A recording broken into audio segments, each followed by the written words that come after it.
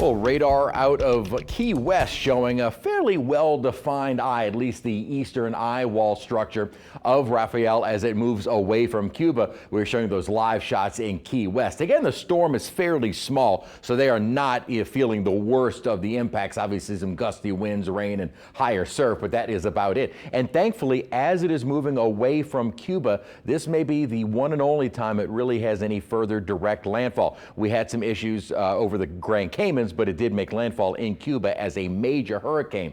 Now it's down to a Category 2. Will likely hold that strength through tomorrow, maybe even into early Friday. Then we start to see it moving further and longer into that dry air, which will help to weaken it, rip it apart with increasing wind shear. Most of the wind shear, however, what's kind of interesting is that it looks like the storm will actually avoid altogether. And notice that the forecast thinking, this is why I like showing the center line, is that it moves down to the south. There was some split in the model and still is, but it looks like the Hurricane Center kind of favoring the trend from the Euro of moving it due west as we head through the day tomorrow and into the weekend, and then kind of gradually sinking south, maybe eventually dissipating there. Also notice from Friday to Monday, it is not going to make a whole lot of progress. It's basically going to slow down well to the south of the Louisiana coastline. Here's that split in the models in kind of the weekend time frame. A few are still going north, but the vast majority are leaning down to the south, which is what the Euro has been saying.